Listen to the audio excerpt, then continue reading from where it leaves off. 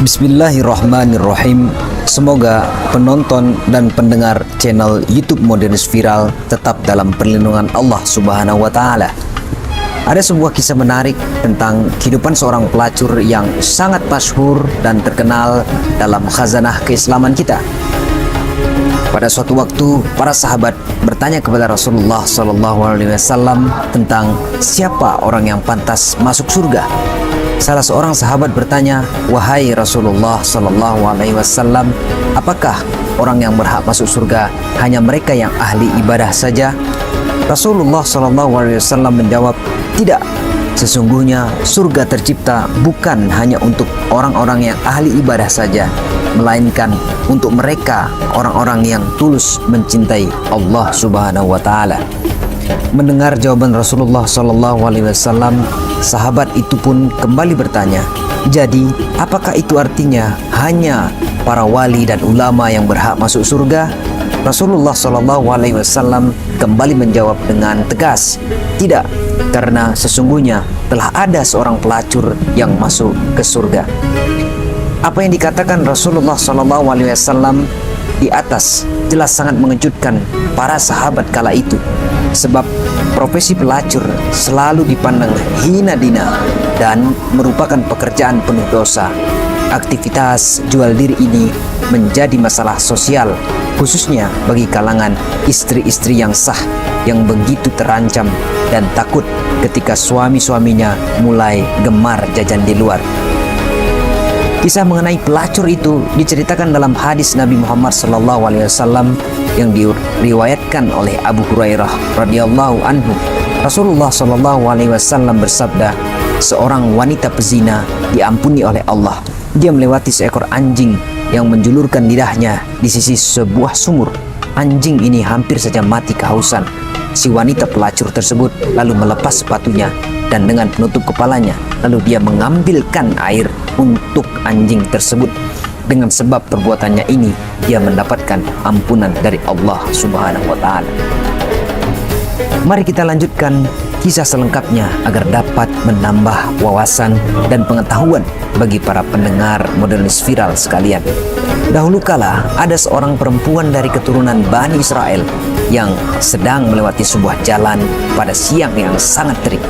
Keseharian perempuan itu bekerja sebagai pekerja seks komersial alias pelacur, sebuah profesi yang dianggap hina dina sejak dulu kala hingga saat sekarang ini dan kerap dicemooh oleh masyarakat. Konon, pelacur itu hidup sebatang kara dan tidak memiliki sanak famili, sehingga ia harus menjadi seorang pelacur yang menjajakan tubuhnya kepada para lelaki hidung belang. Kehidupan yang sulit menyebabkan ia harus bertahan hidup dengan mendapatkan bayaran dari kenikmatan sesaat yang dihadirkan dengan melacurkan diri.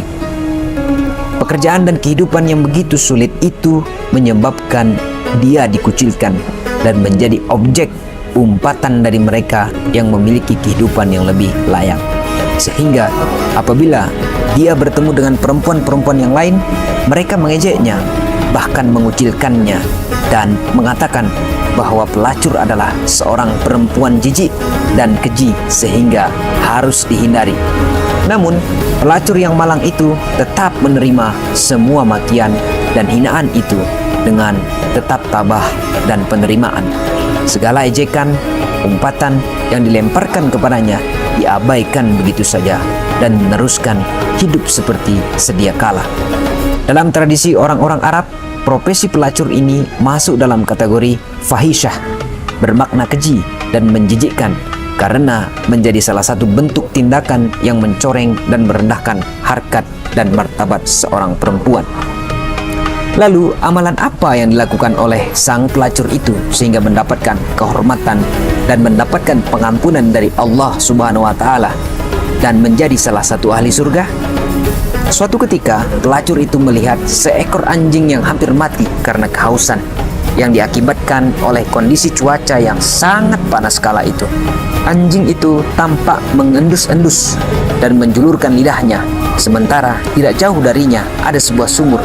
tetapi anjing itu tidak dapat menjangkaunya karena air berada pada dasar sumur yang agak dalam, sehingga membuat anjing itu tidak dapat meminum airnya. Pelacur itu memperhatikan kondisi anjing itu yang tampak begitu kelelahan dan berputar-putar di sekitar sumur, lalu terkulai lemah, merebahkan diri di tanah, dan hampir saja anjing yang malang itu mati sia-sia. Melihat keadaan yang sangat mengkhawatirkan itu, timbul perasaan iba dan kasihan dalam diri pelacur itu. Pelacur itu pun bergegas membantu. Dia melepas sepatunya dan turun menuju sumur serta mengambil air menggunakan sepatu miliknya.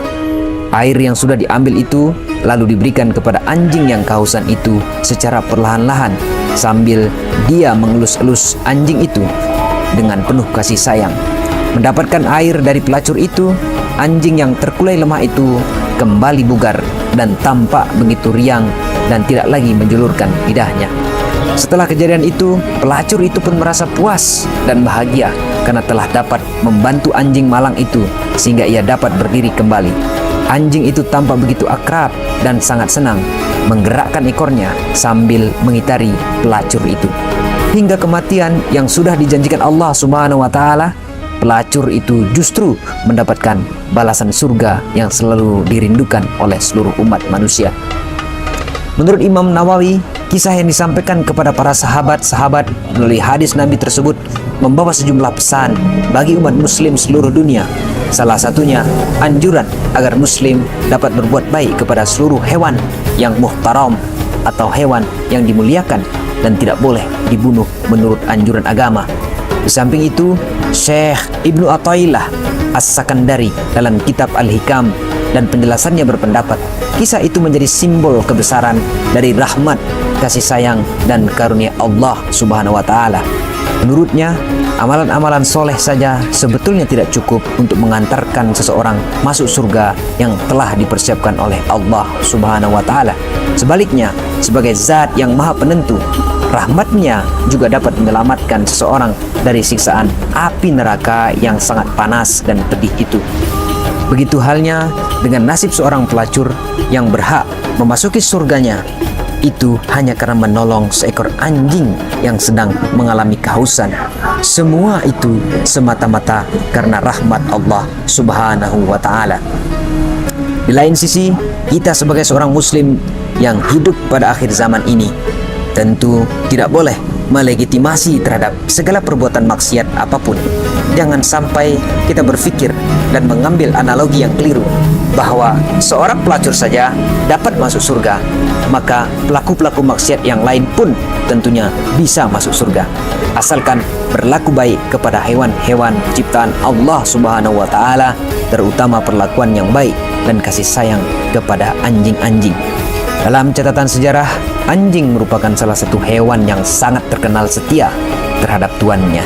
Jika alasan itu digunakan, maka bagi orang-orang yang tidak taat dalam perintah-perintah agama, berpotensi secara terus-menerus berbuat maksiat dalam hidupnya. Pemahaman seperti ini tentu keliru dan terlalu menyederhanakan maksud dan tujuan manusia diciptakan Allah Subhanahu wa Ta'ala di muka bumi ini. Jika kita memahami secara mendalam dari literatur keislaman menyangkut kisah pelacur itu, banyak ulama-ulama berpendapat bahwa pelacur yang belum bertaubat dari dosa zina memang bisa saja Allah ampuni dan mempersilahkannya untuk dapat memasuki surganya. Namun, ini hanya berlaku bagi pezina yang Allah kehendaki saja. Tidak berlaku untuk semua pezina yang dengan bangga memamerkan perbuatan maksiatnya. Akan tetapi, jika seorang pezina bertaubat dengan sungguh-sungguh, taubatan nasuha atas perbuatan zinanya, maka tentu dia berpeluang bisa menjadi penghuni surga.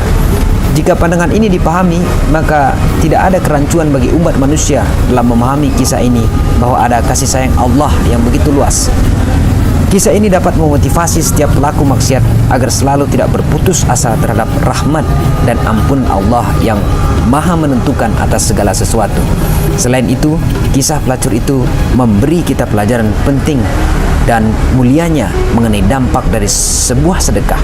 Sedekah di sini bisa dalam artian luas, sedekah dalam bentuk apa saja selama diberikan kepada makhluk Allah Subhanahu wa Ta'ala yang membutuhkan.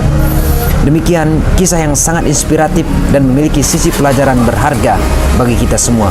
Semoga kita selalu dalam perlindungan Allah Subhanahu wa taala.